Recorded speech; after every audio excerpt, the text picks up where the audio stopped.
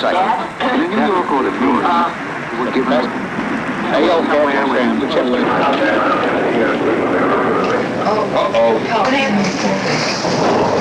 up or what? See if the rest of the block is out here. It looks like it. Who knows where the candles are? Why don't you go find a candle? The one right here. Okay. See if you can get a match and we'll get that thing lit. There we go. Now we can see a little bit. Don't crack the glass. The way it's been storming here, it's no wonder all the power's out in the area.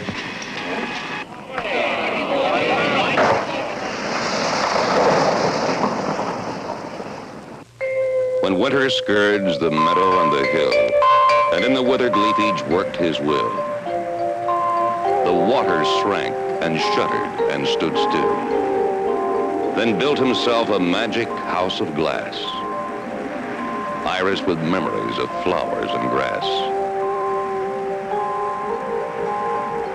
wherein to sit and watch the fury pass.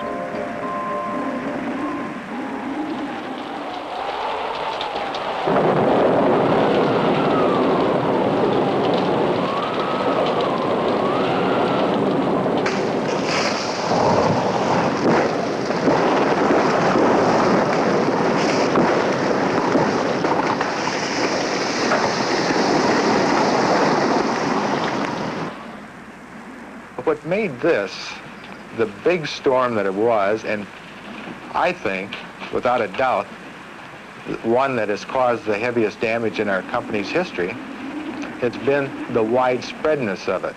It just encompassed such a huge area. Summers Power Company's emergency service. Okay, and what is your address, Mrs. Kerr? Right, is the average. Okay, do you see any visible lines down in the area? Could you tell me whether your neighbors are without power? It started early in the very southern part of our system, in the Jackson Division, which is the southernmost division. But the hardest struck areas turned out to be the area north of the lower tier of divisions, our lower tier of divisions being Kalamazoo, Battle Creek, Jackson, and it spread from that point north up into approximately a line from Bay City horizontally across to the west side of the state.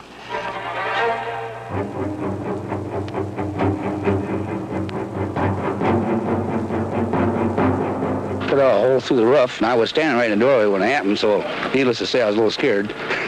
And then a branch went through my car window, one through the truck, knocked my chimney off.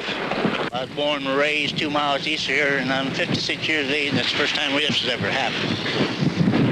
We've had some awful good friends and neighbors. Brought us in food, drinking water, and we had some beautiful trees here, but it sure don't look like now. Normally in storm situations, we do not have too much tree clearing required.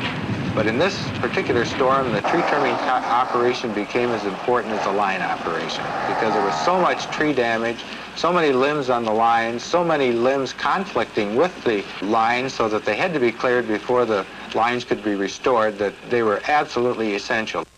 Well, the civil defense from Montcalm County notified the governor's office, and then in turn the governor notified the Armory that we were authorized to take out people. They are working with the local crews here, clearing streets. We also have a water trailer bringing water in for the hospital.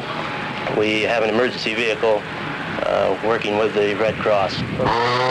We're just burning brush only, just taking the brush. We're leaving all the stuff that people can pick up and burn for fireplace wood on the edge of the street. Anybody that wants the wood for fireplace can pick it up and take it.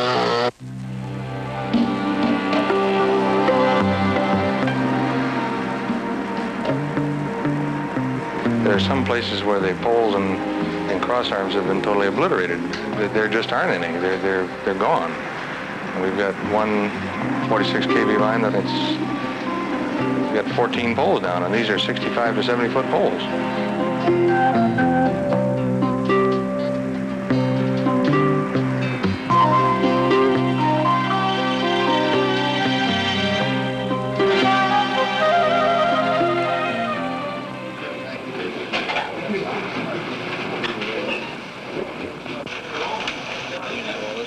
on. By Tuesday morning, emergency conditions existed in 10 of the company's 12 electric divisions. All right, he is locked out.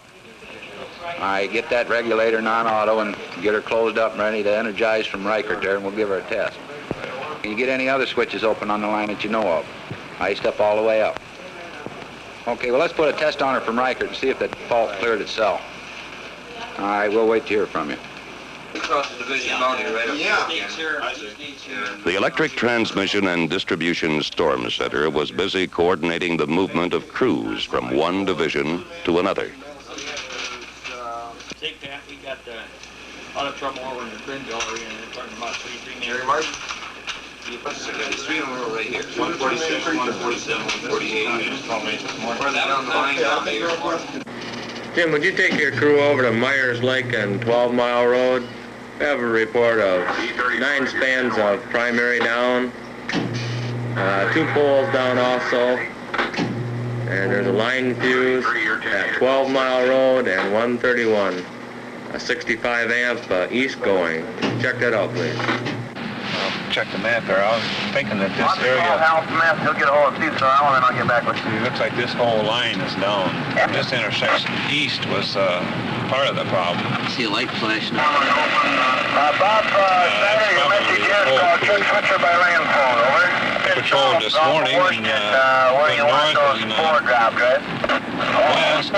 south, went east, and it didn't make any difference which way we went. We had lines down. We were going to try to pick up the easiest spurs first. That one there, I checked south of town. I guess they estimate they got 75 spans down just on that one spur.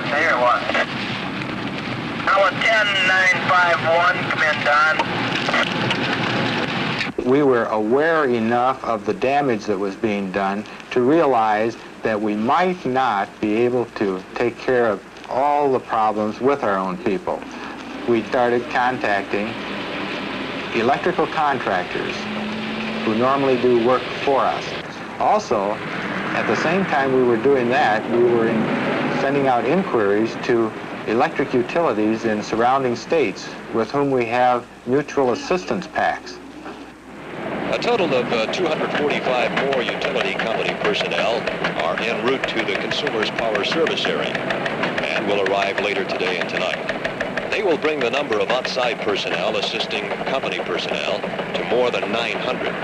The 245 men are being furnished by Dayton Power and Light, Indianapolis P&L, Ohio Edison, Toledo Edison, and Cleveland Electric Illuminating Company. We have a total of 1,000 men that have been called in to assist us in this operation. They are organized as crews. The crews vary from 2-man crews, 3-man crews, 4, 5, and 6-man crews. Actually, the larger crews that are assembled to do the work actually have more individual pieces of transportation equipment, so they have the flexibility of handling the big job that requires the full complement of the crew to work, or to split up into smaller sections to do smaller parts of the job. With improvement in the weather, aerial surveys of damage caused by the ice storm could be made. 2 helicopters and fixed-wing Consumers Power aircraft were utilized for patrol. All of the company's divisions were affected. Power Control reported transmission line failures to the storm center. The Electric Construction Department was asked to assist and set up a communications center adjacent to the T&D Storm Center to coordinate the repair of all transmission lines. During the next 2 weeks, the Construction Department coordinated a 145-man contracting force making repairs, and a team of engineers specifying requirements and materials needed.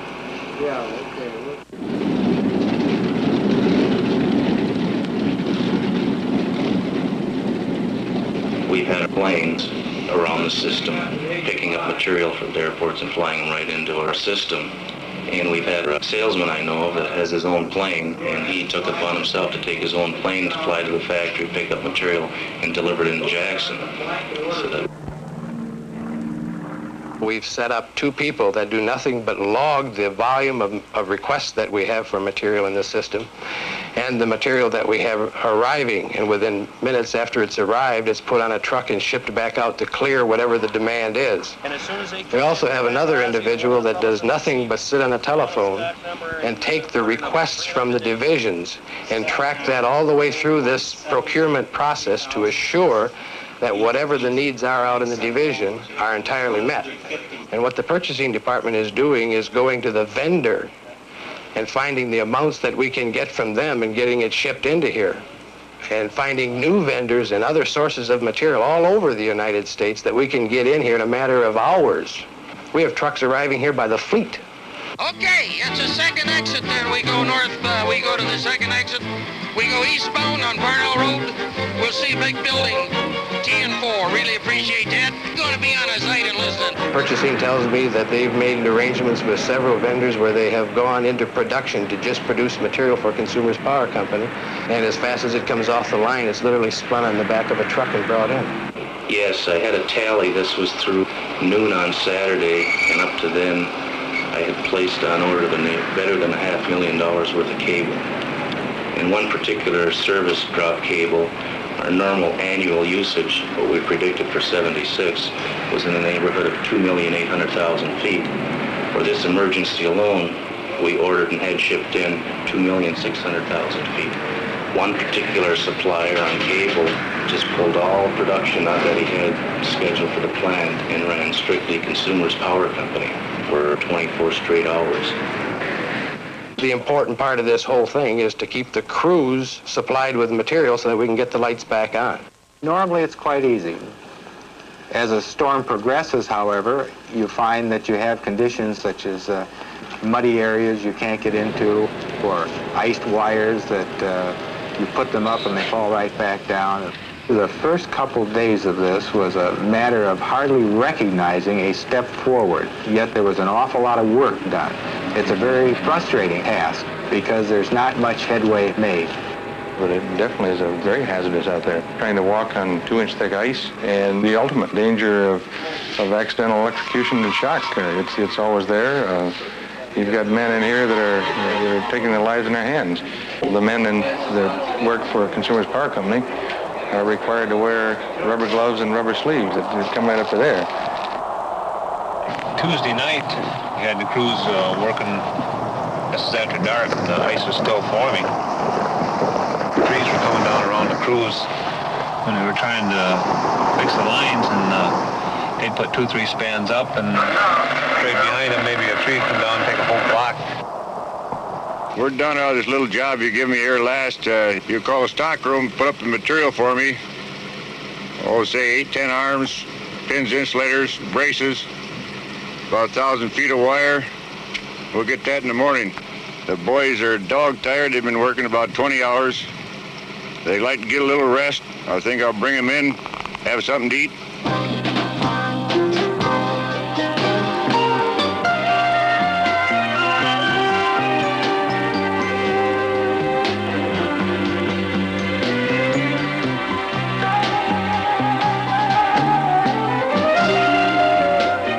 Customers have been without service for days, and the minimum number of complaints is remarkable.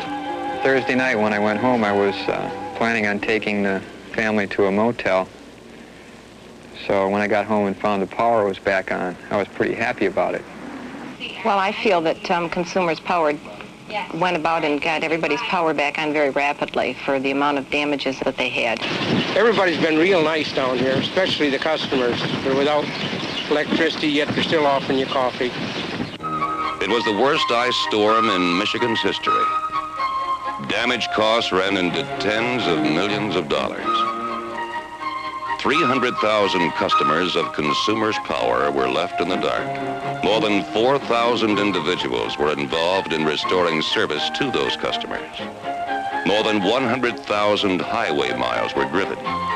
People worked day and night to get the lights back on in a massive coordinated effort covering 27,000 square miles of land, and virtually all power was restored within 10 short days. As one company employee said, In all the years I have spent in Consumers Power, I have never seen better communications and cooperation between all departments, both in the general office and in the field, than were exhibited in this restoration.